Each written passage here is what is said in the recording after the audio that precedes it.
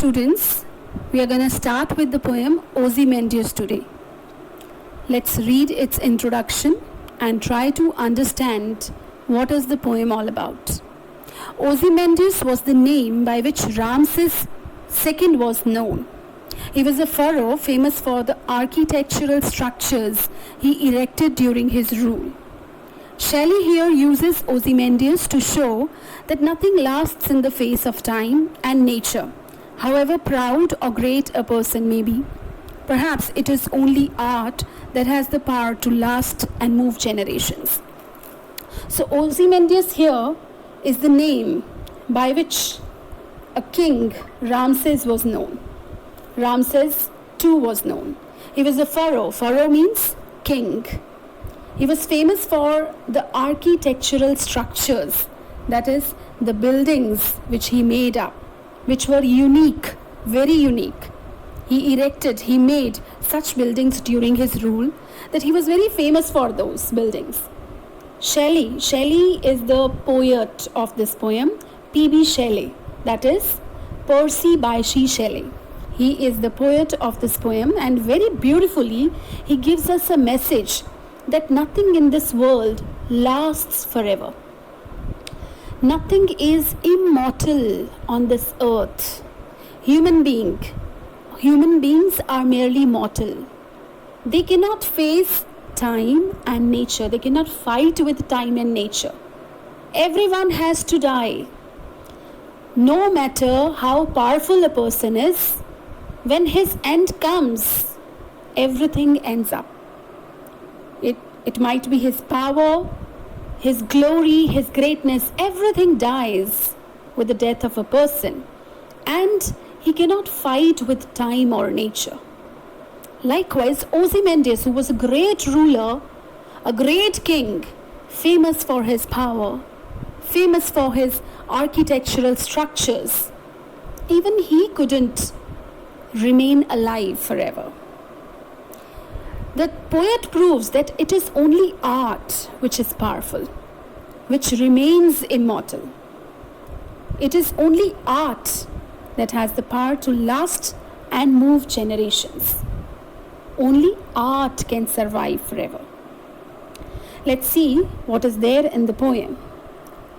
I met a traveler from an antique land who said, two vast trunkless legs of stone stand in the desert. Near them on the sand, half sunk, a shattered visage lies. See now, what does the poet say? Antique. I met a traveler from an antique land. What do you mean by antique? Old. Very old. So the poet says that he met a man. He met a traveler who was coming from an antique land, from an old land. Basically, the poem belongs to Egypt. You have pyramids there, and very old, ancient pyramids are there. So the poet says that he met a traveler who told the poet that he has come from an ancient land, very old land. Who said, he informed the poet that he saw two vast and trunkless legs of stone stand in the desert.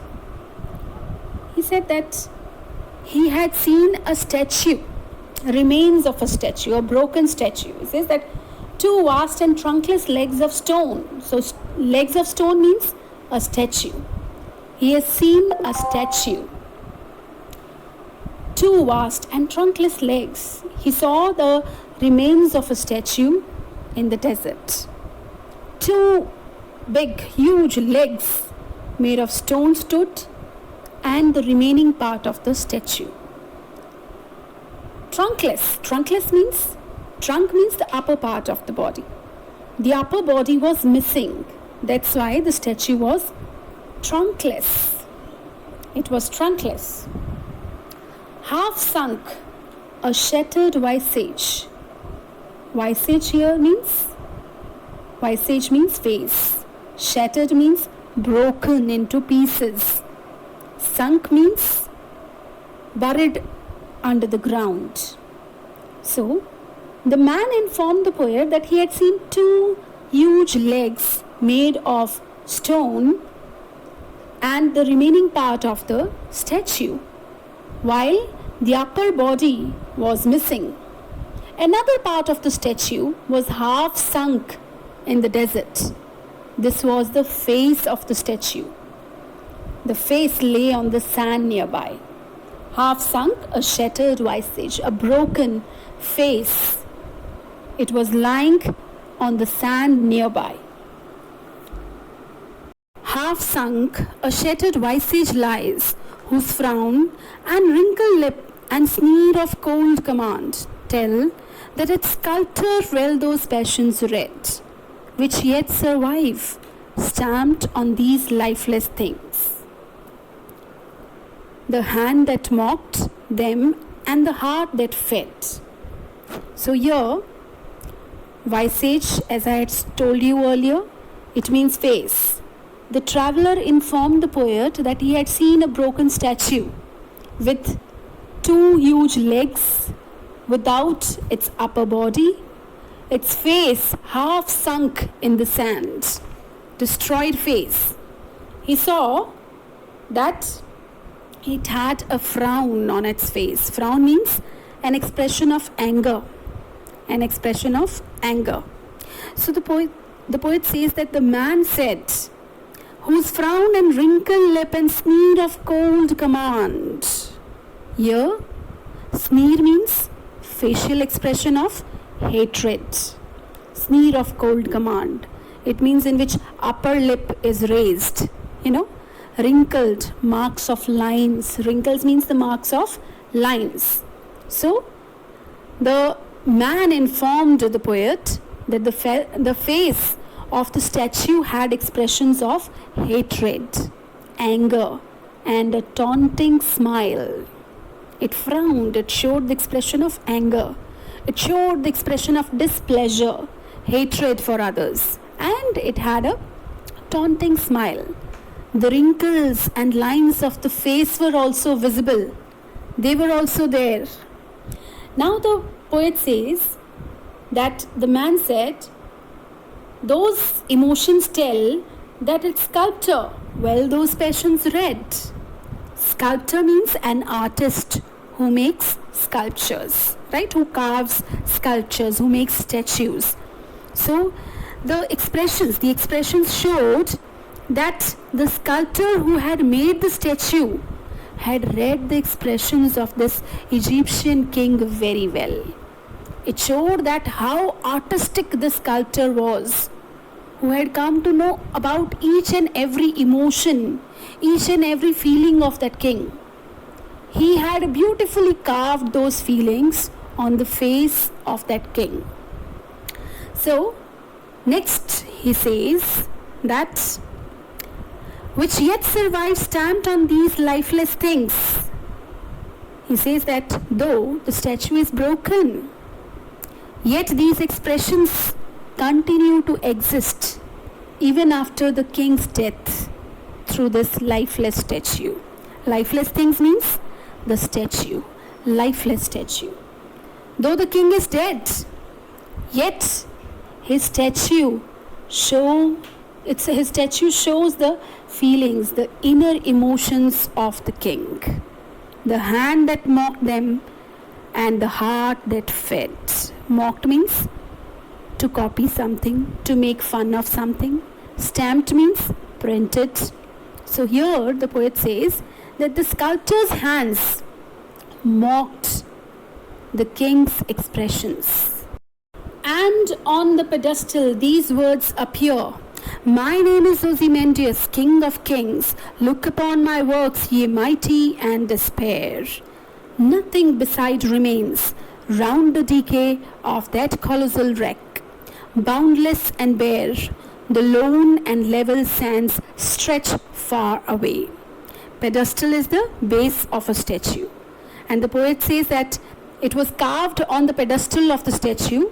My name is Ozymandias, King of Kings. At the base, these words were written, that I am the King of the Kings. My name is Ozymandias. Look upon my works. ye mighty and despair. Again, mighty means powerful. Despair means disappointed, without any hope. So it was written, look upon my works, ye mighty and despair. The king introduced himself as Ozymandias, the most powerful king. He said, the king of the kings, the most powerful king. He ordered all the powerful kings of the world to look at his huge statue and feel belittled, feel very little in front of the mightiest king Ozymandias. The poet says that nothing beside remains. Though these words are carved on the pedestal, yet now if one sees, there is nothing besides the statue of the king. Nothing is there. Round the decay of that colossal wreck. Colossal means extremely large, great. Wreck means ruins, destruction. Round the decay also means broken pieces of the statue. Round the decay of that colossal wreck, boundless and bare, the lone and level sands stretch far away. Though these words are written on the pedestal on the base of the statue, which shows that Ozymandias wanted to say that he is the mightiest king and all should look at his achievements. Yet, after his death, nothing remains there. The statue broke down with the passage of time and its broken pieces could be seen lying around. One could see the vast desert stretched all around, and this desert seemed to be endless, boundless and bare. The lone and level sands stretch far away. One could see only sand. The statue of the great king Ozymandias was nowhere to be seen. His pride had vanished away with the death of Ozymandias. Though he was a powerful king when he lived, but after his death, nothing remained, neither his power nor his pride. His statue was a broken piece, broken legs, trunkless body, and one could only see sand around him. No achievements of Ozymandias around him. So the poet gives us the message that nothing remains immortal. Everything in this world is mortal. So one should not be like Ozymandias, proud of his achievements, because one day everything would go under the ground, would vanish away in the sand.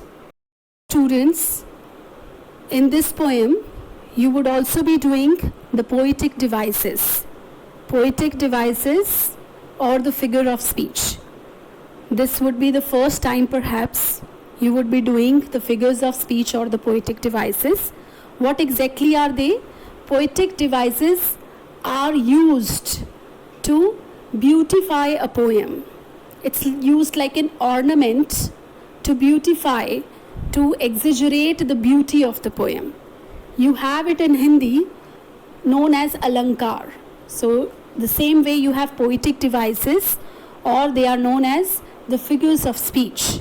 There are various figures of speeches in your syllabus, but in this poem you have a few figures of speech. So whatever is there in this poem, I am going to explain you that. You have the use of alliteration in the poem. alliteration, alliteration.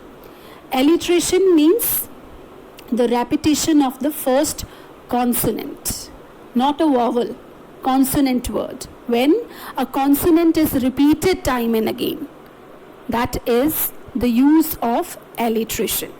So in this poem, at various places, there has been the use of alliteration.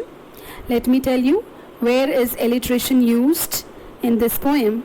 So you have here in the line 4, sneer of cold command, the sound of the consonant sound k and k, cold command. If I ask which figure of speech is used here or which poetic device is used here, you would say alliteration. This is alliteration. Cold command. Likewise, in the second last line, boundless and bare. Bo, bo. That is alliteration. Then in the last line you have lone and level. Lo and lo. The sound of lo and lo, consonant sound. That is again alliteration. Right, my dear students? I will be explaining you different figures of speech as it would come in the poem. Okay.